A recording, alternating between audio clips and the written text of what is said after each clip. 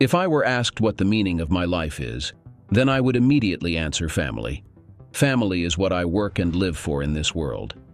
I like to return home from long trips and see the joyful faces of my children and touch the tender body of my wife. These are unforgettable emotions, but it's a pity that it's all in the past. I was faced with a difficult choice and a conversation that changed my whole life. Every time I get behind the wheel of my truck, I feel not only the weight of responsibility resting on my shoulders, but also the excitement of the journey ahead. The road for me is not just asphalt under my wheels, it's my second home, where I spend a large part of my life. Many believe that the life of a long-haul trucker is one of solitude and separation from family, and they are right. But for me, it's also an opportunity to see new places, to witness sunrises and sunsets in the most unexpected corners of our country. Every trip starts the same way. I check the cargo, pick up the documents, and set up a playlist with my favorite music. Music helps me not to feel tired and brightens the long hours on the road. But the most important thing for me on these trips is coming home. The moment when I turn the key in the lock of my door is more precious to me than any roads and landscapes outside the window. This time was no exception. A few days before returning home, I already began to feel a slight excitement. Thoughts of how I would meet my children, how I would hug my wife, swirled in my head. I even thought about what games we would come up with this time, what stories I would tell them before bedtime. And the gifts, I always try to bring them something special. This time I chose a large Lego set. I know how they love to spend hours connecting the colorful pieces together, building entire cities. Approaching home always evokes a special feeling in me. It's not just the joy of the upcoming reunion, but also the relief of being back with my family, among those who wait for me and whom I love immensely. When I drive up our street, my heart starts to beat faster. I park, get out, and walk up to our house's door. Behind this door, my dearest people are waiting for me, and in that moment, I forget about everything in the world. As soon as I opened the door, the world behind me vanished. All that remained was the warm light in the hallway and the comforting sounds of a home hearth. My children, Jack and Alan, ran towards me, with shouts of joy, hugging my legs. "Daddy's back." Their voices sounded like music to my ears. I bent down to pick them both up, one in each arm, and hugged them tightly. Their laughter and thrilled faces filled my heart with warmth. Dorothy appeared in the kitchen doorway with a smile that made my heart beat even faster. "Welcome home, my love," she said, her eyes shining with happiness. Putting the children down, I walked over to her and embraced her, feeling the familiar scent of her hair.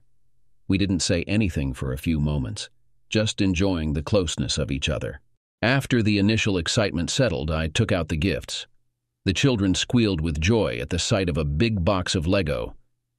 "This is for both of you," I said, and they immediately began to examine the box, discussing what they would build first. The evening passed in a warm family atmosphere.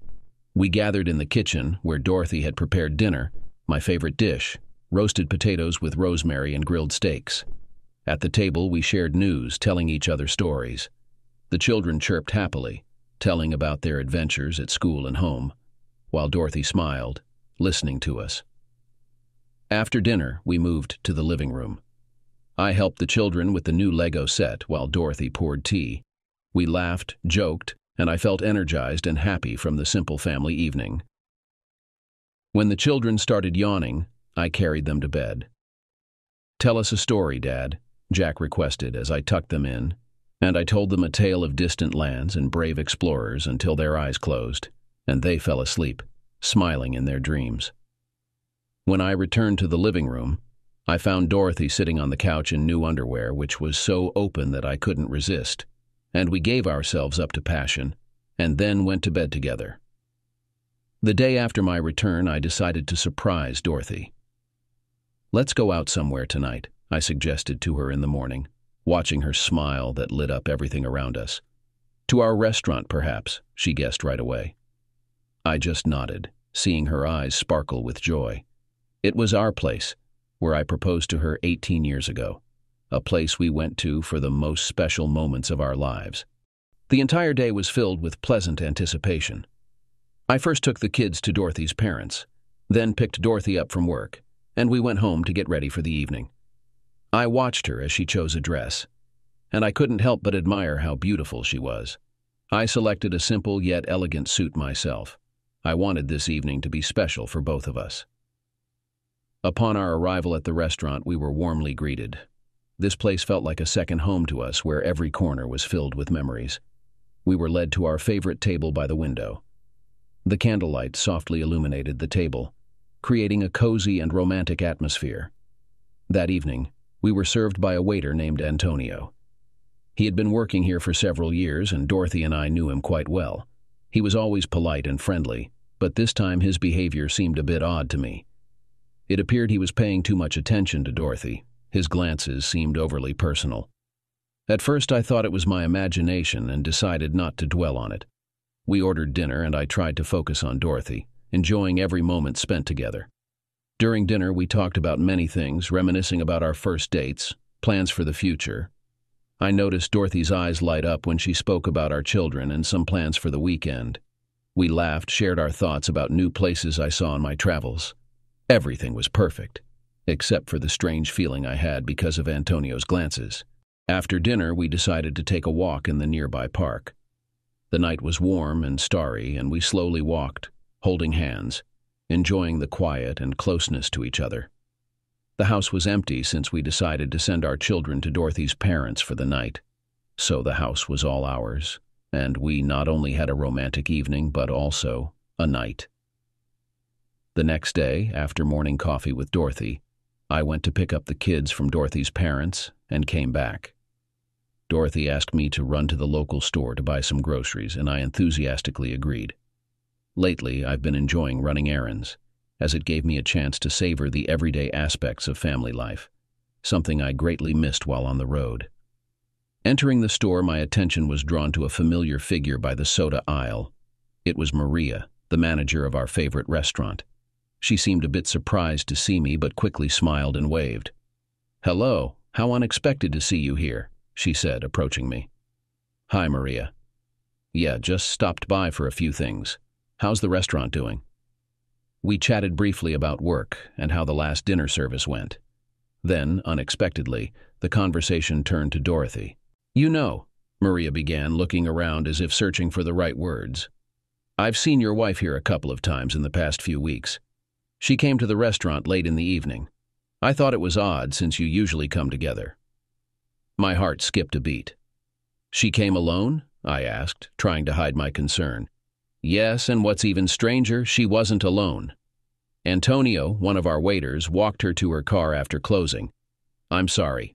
Maybe it's none of my business, but I thought you should know." I thanked Maria for her honesty, though my mind was racing with thoughts. We exchanged phone numbers in case I needed to find out more. Driving home, I tried to piece everything together. Dorothy had never mentioned visiting the restaurant without me, let alone meetings with Antonio. What could this mean? I needed to gather more information before jumping to any conclusions. But one thing was clear. My peace was disturbed, and I had to figure out what was going on.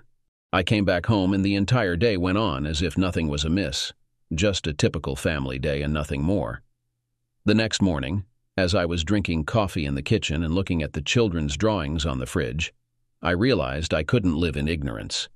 I needed to find out the truth, whatever it might be. I decided that I had to act thoughtfully and quietly, so as not to disrupt our family harmony without a good reason. I also thought that Maria might come clean, which was very likely. The first thing I decided to do was talk to Dorothy, but not directly about my suspicions. I asked her how she spends her time when I'm not at home.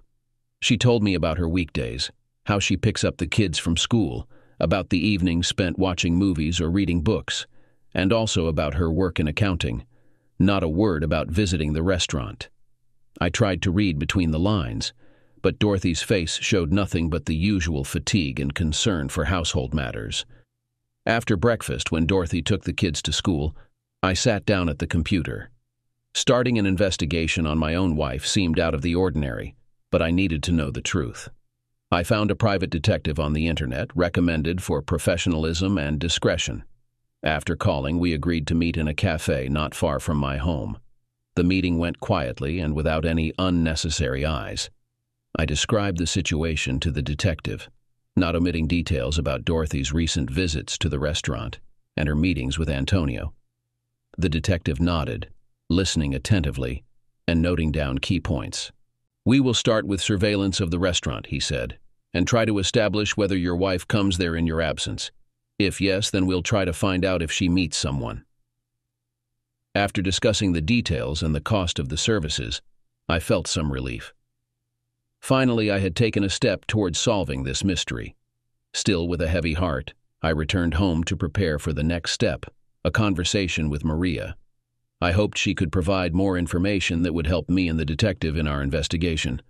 I called Maria and suggested we meet after her work. She agreed, understanding the seriousness of the situation. The restaurant closed at 10 in the evening, so I told Dorothy that I would visit a friend whose car had unexpectedly broken down, but I actually went to meet Maria. We met near the restaurant. I didn't want my car to smell of women's perfume, so we decided to talk outside. Maria looked nervous, but still, I couldn't help but notice she was wearing a beautiful outfit. "I want to ask you for a favor. I'll be leaving again for a couple of weeks soon, and I need you to keep an eye on Antonio for me. Can you help?" I proposed. "Actually keep an eye on him?" Her voice sounded tense. "No," I nodded. "I've hired a private detective, but if you see anything suspicious, let me know. I won't forget the favor." Maria agreed to help, and after chatting for another 10 minutes, I finally offered Maria a ride home. Arriving at her house, I left the car windows open and went to bed as if nothing was out of the ordinary. "Helped a friend?" asked my wife. "Yes, all good. His battery was dead. I brought him a spare," I replied, and we went to sleep. I was scheduled for another trip in a week, so I spent that time fully immersed in family routines. Dorothy didn't raise any suspicions, which pleased me. Before leaving, I said goodbye to everyone and set off. In the following weeks, the detective didn't update me on his findings. I called him a couple of times, but he was only collecting information and was ready to talk only after I returned to the city, which was quite frustrating because I wanted to know everything as soon as possible. I hadn't called Maria, thinking she would contact me if anything important came up. I was supposed to return home in a week, but since I finished my deliveries much earlier than planned, I could return home much earlier, specifically 4 days before my official return. It was midnight when I decided to return early, having bought a bouquet of flowers and a large teddy bear in advance, hoping that all was well and wanting to surprise my beloved. I brought the truck to the base, then switched to my car and headed home. Near the house was Dorothy's car, and on the second floor in our bedroom, the light was on. Why is she not sleeping at such a late hour? I thought to myself as I approached the house. I turned off the car and went to the trunk to get the gifts, noticing the light had been turned off, which seemed odd to me. I walked up to the door and turned the key. It was late, and I wanted to shout for Dorothy because I knew she wasn't sleeping, but I didn't, because I thought our children were asleep, and I didn't want to wake them. I took off my shoes and saw a pair of sneakers I hadn't seen before, some Nikes.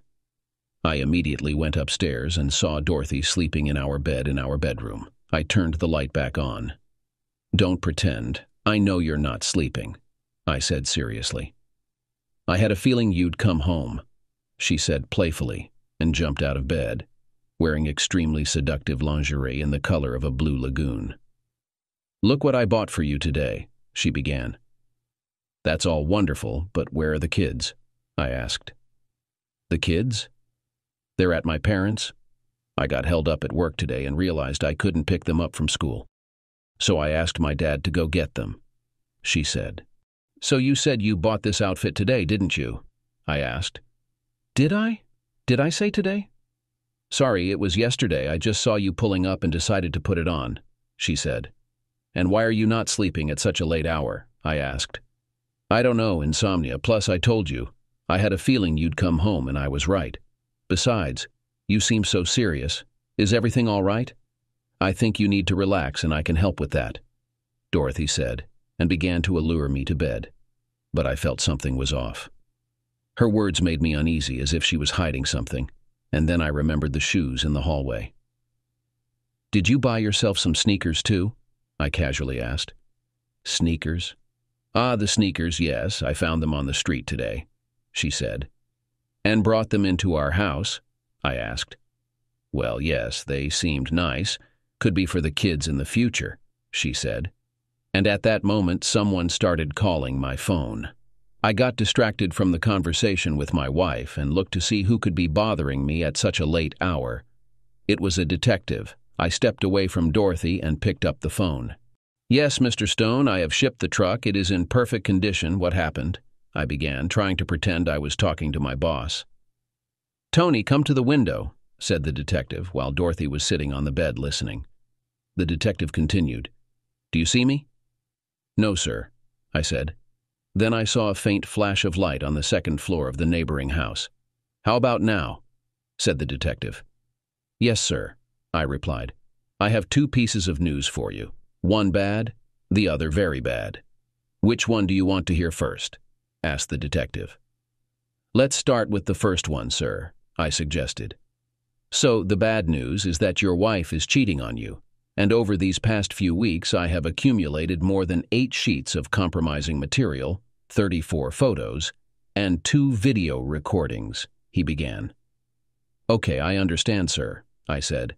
"The very bad news is that you decided to come home and didn't inform at least me about it, because in your house, right in the room where you are standing, in the closet, sits your wife's lover." "Sir," said the detective, and chills ran down my body. I had already felt the presence of another person in the house, but now this feeling intensified exponentially. "And what do you suggest I do, sir?" I asked. "I don't even know what to advise you in any case. It's your house, and it's entirely your right. Just no foolishness.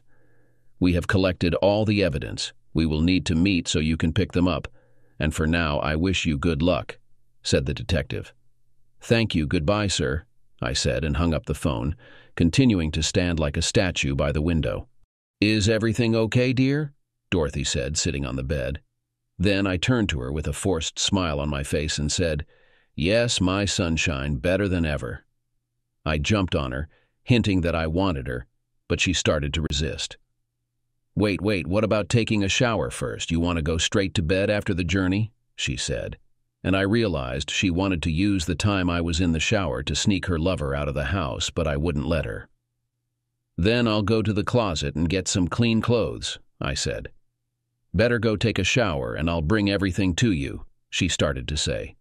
"I'd rather get everything myself.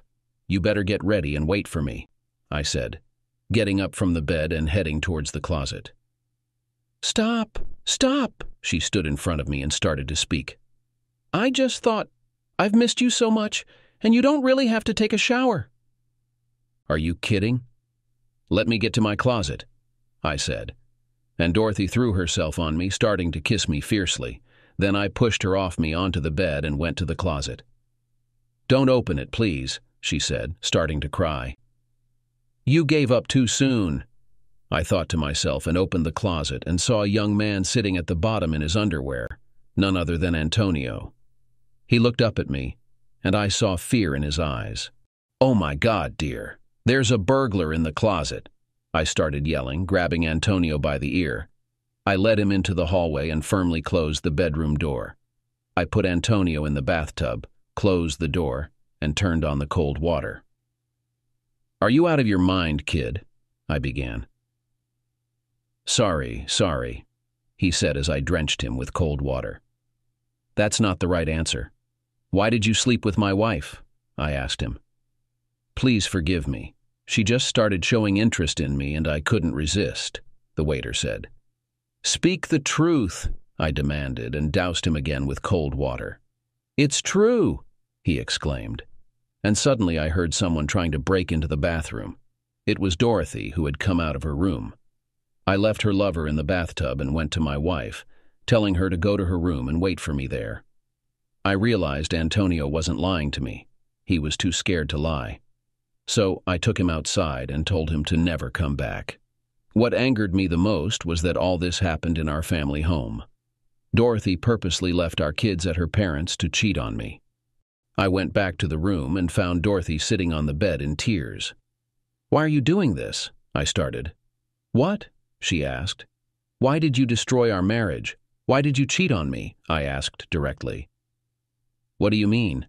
I was scared to fall asleep in a room with a thief and a pervert, but you came and saved me," she said, and a tear rolled down my cheek. Dorothy wouldn't admit to her affair and denied it. I silently took my bag and left the house. Dorothy tried to stop me, but I told her I would only contact her when she was ready to tell me the truth. I left for a motel, leaving Dorothy alone at home, indifferent to her. This woman no longer exists for me. She tried to contact me, but I didn't care. If she had told me the truth and we had talked, maybe I would have reconsidered. But now I was certain. I wanted a divorce. The next day, I met with a detective who showed me the results of his week's work, impressing me so much that I paid him more than he asked. I had photos of my wife kissing, hugging, walking, and going to hotels with a waiter, and even them being intimate in my own house. It shocked me most that she dared to bring someone into our home, our private world. It was a terrible feeling. I returned to the motel, first spoke with a lawyer, and we filed the papers in court. For some reason, I decided to call Maria, and she came to me, where we just talked all evening, and then I drove her home. Dorothy received a copy of the evidence of her infidelity and realized that resisting was futile, so she signed the documents. I had a wild desire to spread the photos and video among her acquaintances, but I refrained. Only Maria and my parents knew about it. 3 months later, we were able to get divorced. It was a difficult time because I didn't see my children, and every day was a nightmare. During the trial, I found out that Dorothy cheated because I often left and wasn't there for her, so she sought male attention elsewhere, not realizing it could go this far. She wanted reconciliation, but I was opposed and decisive. If she had told me everything from the start, perhaps things could have been different, but I didn't want to continue living in lies and ignorance, especially since I didn't want to quit my job. By court decision, the children remained with Dorothy, and I didn't touch the house. Dorothy was an excellent mother, but definitely not a wife, as she deceived me for over a year and led me on. She destroyed our sacred place, the restaurant where I once proposed to her, and it was hard for me to come to terms with all this. I promised the children that we would see each other every time I returned to town. After his exposure, Antonio decided to leave town. I don't know what would have happened to him if I had not been the husband, but either way, I didn't care about him. I understood that he wasn't to blame and that Dorothy was responsible. Of course, I traveled a lot and was often not at home, but is that really a good reason to cheat and lie? I would have liked Dorothy to confess everything to me right away, but unfortunately, that didn't happen. Eventually, I now live in a small house that I bought with my own money. I pay alimony and work. Maria often visits me, and we can spend a couple of nights together, but no more. I don't want a relationship, but Maria is not against this, so it works out in my favor. Dorothy continues to work, and it's hard for her because her parents are, to put it mildly, upset with her. As a result, she started drinking just a few months after the divorce. When I came to visit my children, I smelled the alcohol on her breath, and Dorothy looked unwell, so I called the police and eventually I was able to take the children through the court. I did not expect this turn of events. I thought Dorothy could live and raise the children calmly, but apparently she couldn't cope. Eventually I returned to my old house, but later sold it and bought a new one in the same area. Now I live with the children and had to quit my job and switch to a new, less paying one, but one that allows me to come home every day. My parents and Dorothy's parents helped by looking after the children, while Dorothy lived in her parents' house and did nothing but drink alcohol. 4 months later, Maria finally moved in with me and started living with me and my children. To my surprise, the children accepted her warmly, as she did them. Maria quit her job as an administrator and started working online from home, spending only 4 hours a day on it. Overall, my life has settled down and everything has returned to its usual course, with minor changes. I did not expect everything to turn out this way and sincerely believed that Dorothy could handle the children and their upbringing, considering that I was financially supportive, but alas, she chose a different path. However, I am only glad about this. I don't feel guilty about anything. Everyone says I did the right thing, and I think so too. That's the end of the story. We will read your opinion in the comments. Do you think the main character did the right thing by deciding to divorce his wife? Why did the wife of the main character decide to commit adultery? Is the main character to blame for this? Write your opinion in the comments, and also do not forget to subscribe to our channel and put likes so as not to miss new stories. Good luck!